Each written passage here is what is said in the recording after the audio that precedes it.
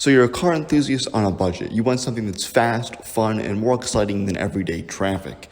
And with the car market jumping over the last few years, you might be wondering what the options are for affordable, fun cars. My name is Nick and welcome to Full Throttle Cars. In today's video, we are looking at enthusiast cars that won't break the bank.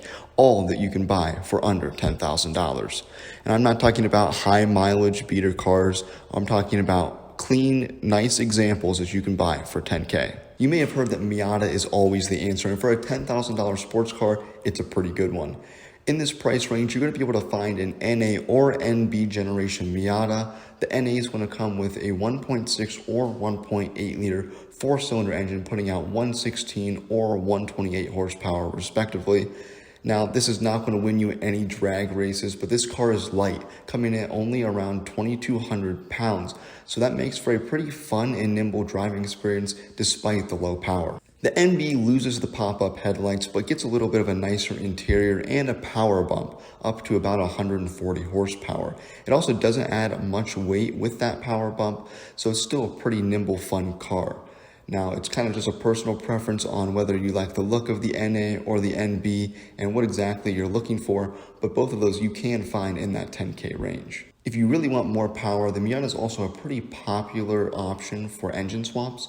There's even been K-Series swaps or even LS swaps into Miatas. Now, obviously, you're going to be putting a lot of money into the car to get that kind of power and those kind of engine swaps in there, but it's always something that's on the table. If you stick with the stock powertrain, another very big benefit of the Miata is it's reliable and cheap to maintain. They made a lot of these Miatas and parts availability is really wide and they're not very expensive.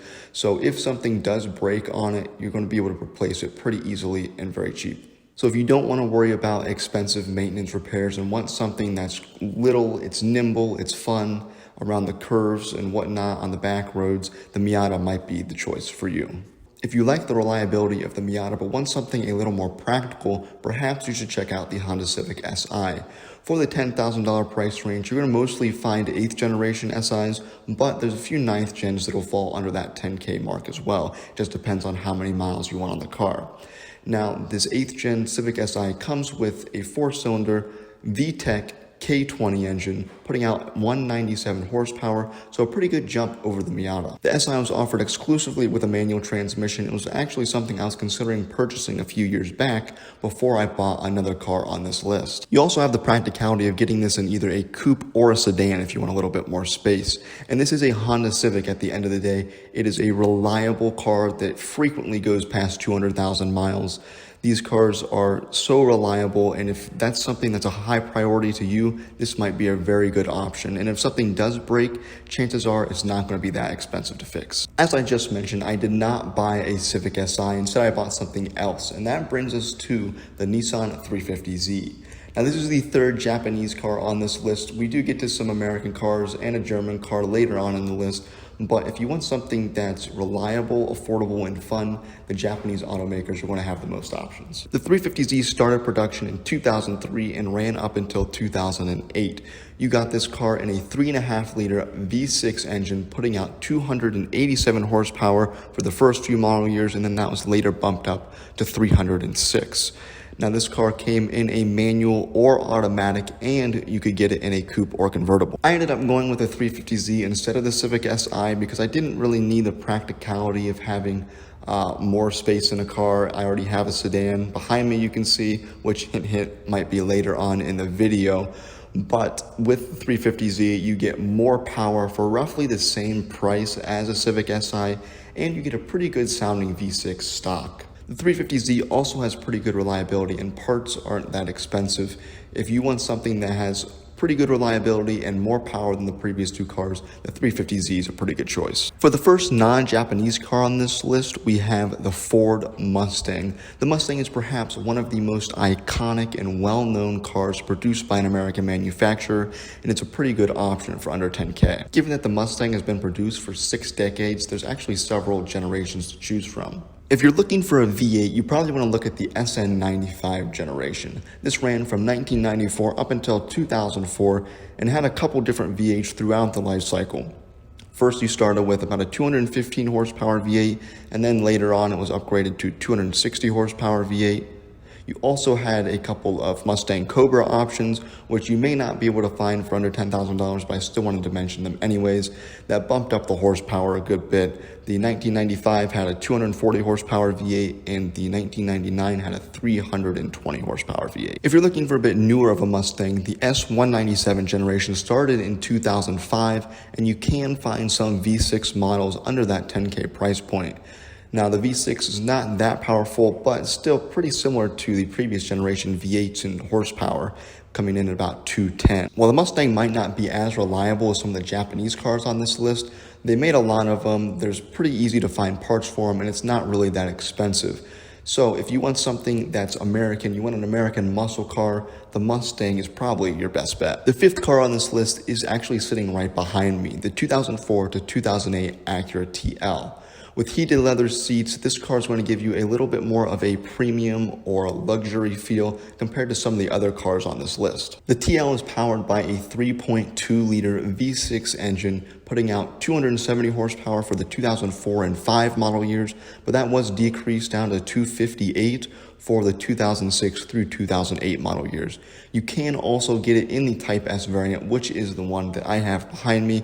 However, those are pretty hard to find under $10,000 unless you find one with a ton of miles.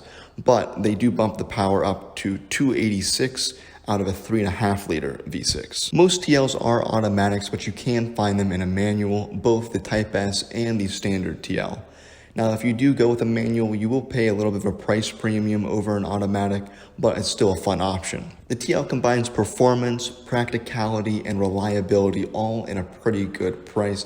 And for me, why I bought it, that is the car I would pick off this list if you just gave me one car. To switch things up a little bit, we're going to take a look at a German car. So if you want something German, you might want to consider the BMW E82 1 Series. The 1 Series was sold in the US from 2008 to 2013. You could get it in either the 128i or 135i. The 128 had a 3-liter inline-6 producing 230 horsepower, where the 135 added a turbo onto that and bumped it up to 300 horsepower.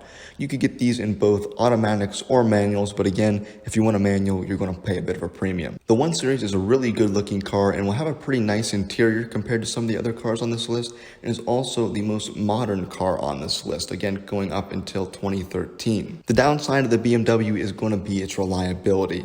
Now, the reliability is not horrible on these cars, especially if you get the non-turbocharged 128i, but again, it's a German car, and if you do have problems, they're going to be more expensive because the parts are coming from Germany.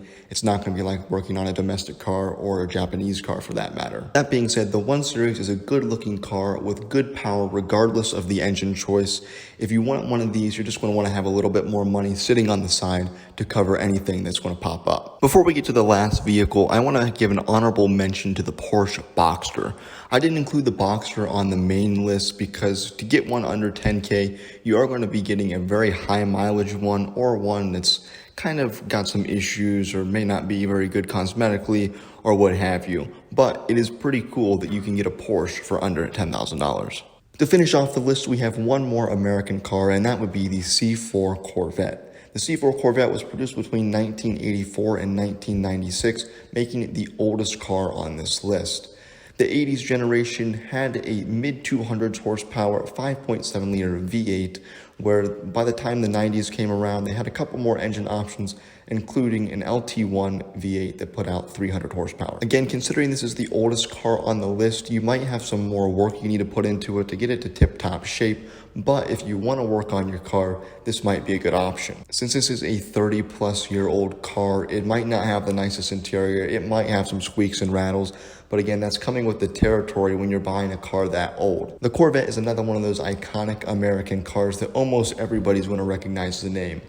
Now, if you're not afraid to get your hands dirty and you want to do a little work on your car, again, the C4 Corvette isn't a bad option. To wrap up this video, my two choices would be the Acura TL and the Nissan 350Z, considering I have purchased both of those cars.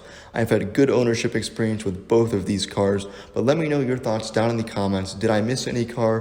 What car off this list would you take? And with that said, thank you for watching, and I'll see you in the next video.